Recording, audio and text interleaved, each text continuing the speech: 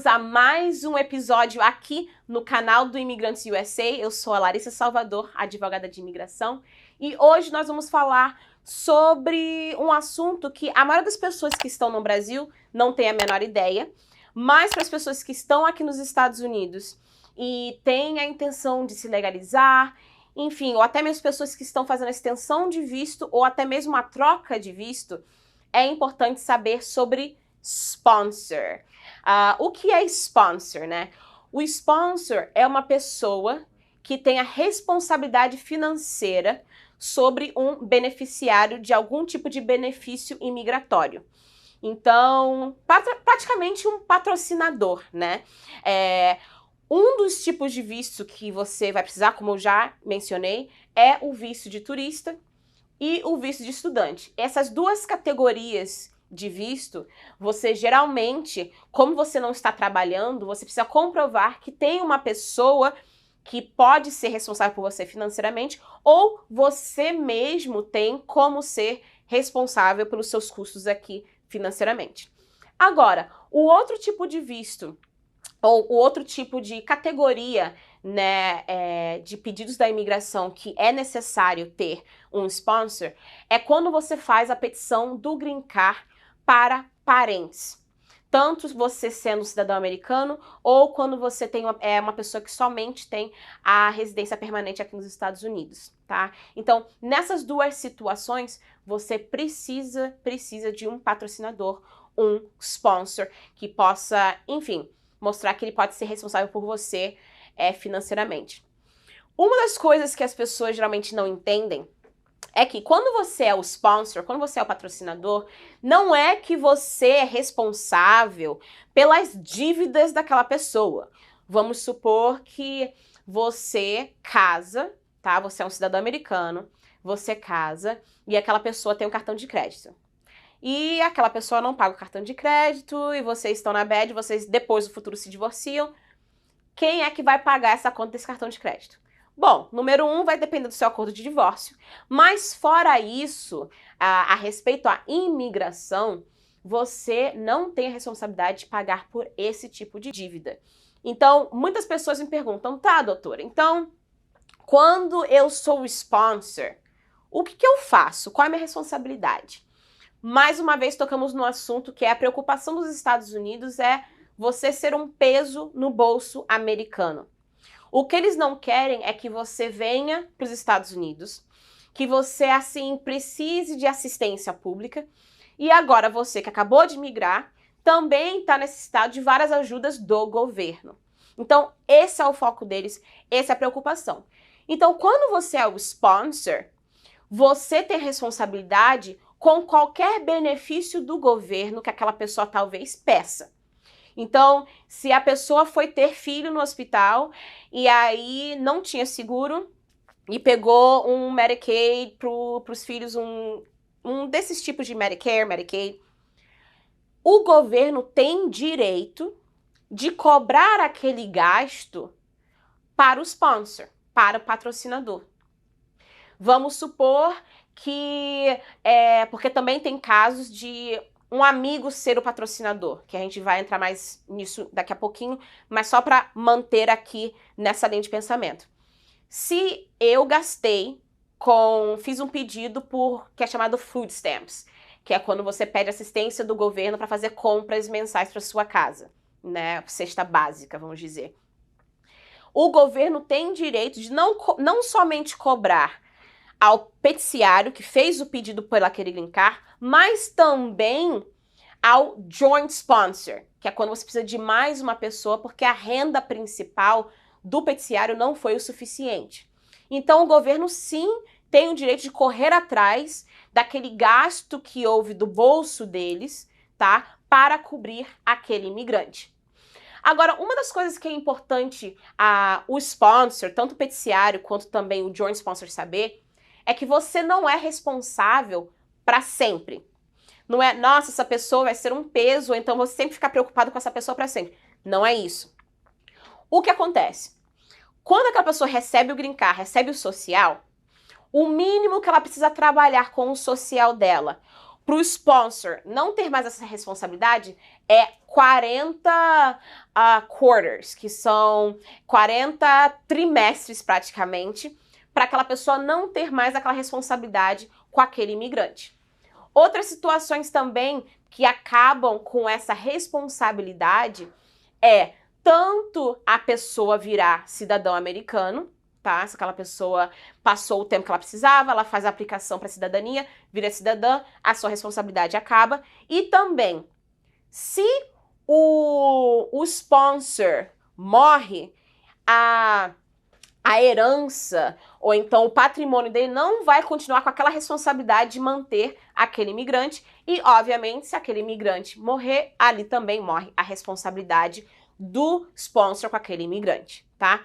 Então, mais uma vez, você não é responsável por todas as dívidas, mas sim você é responsável por qualquer benefício que aquele imigrante possa vir a ter com o governo, se ele já não trabalhou aquela quantia de tempo que a gente falou, que são os 40 trimestres com o social.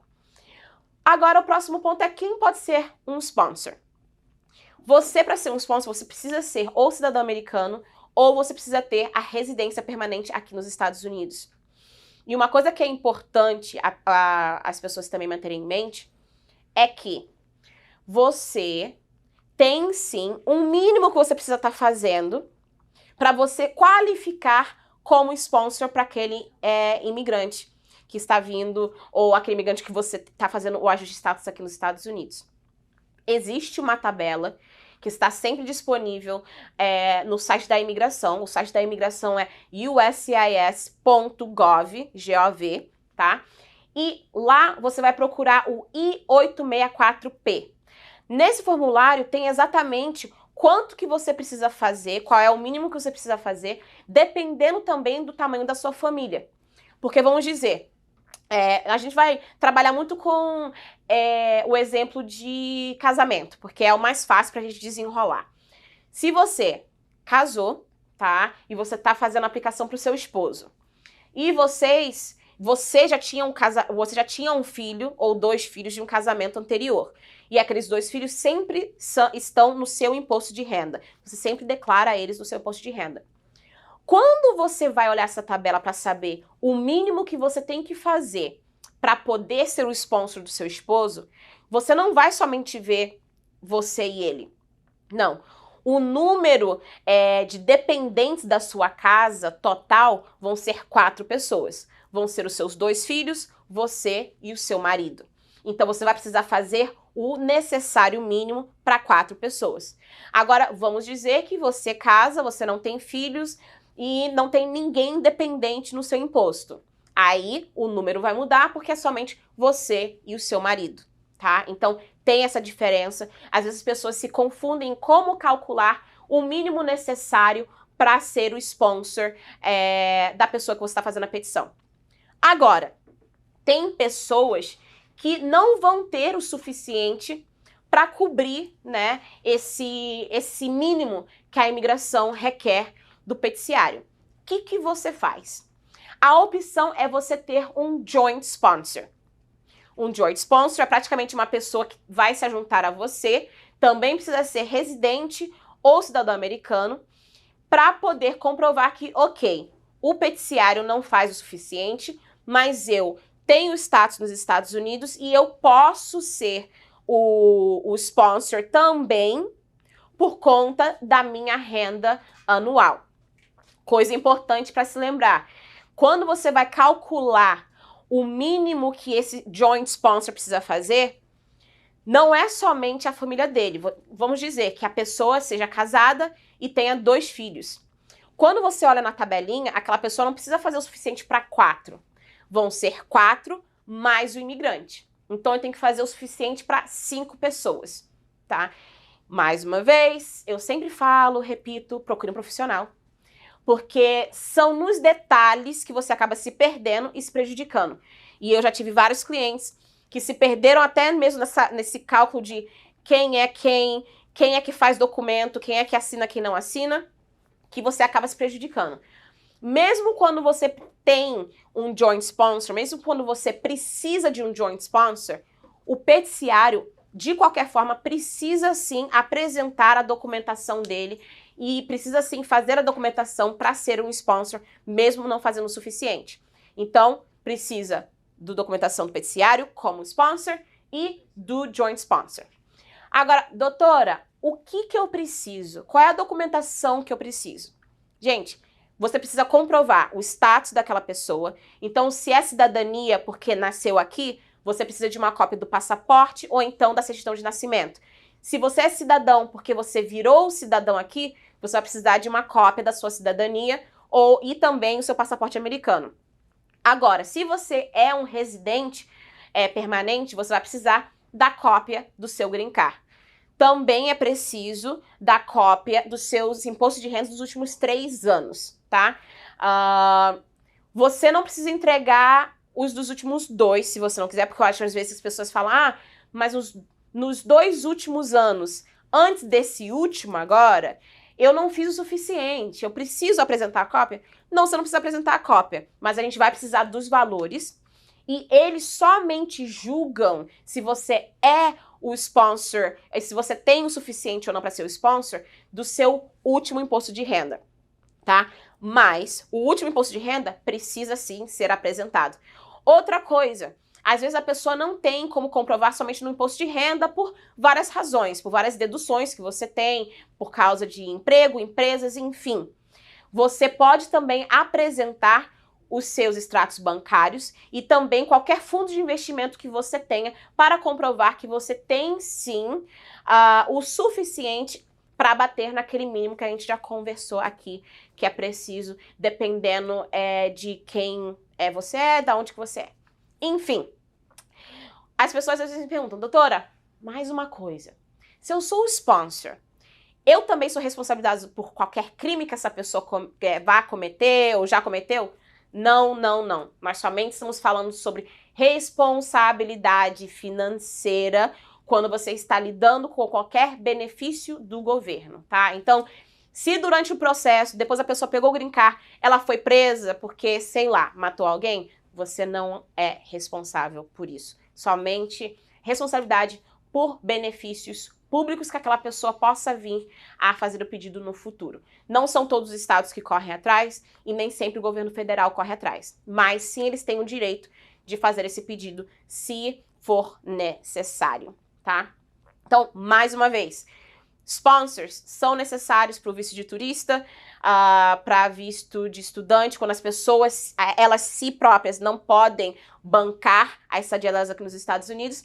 E também quando você faz qualquer pedido para o green card por parentesco, você sim vai precisar ser o sponsor daquela pessoa. Uma coisa importante que às vezes as pessoas me perguntam, mas doutora, eu sou imigrante, mas eu sempre trabalhei aqui, eu tenho como me bancar, eu tenho o suficiente.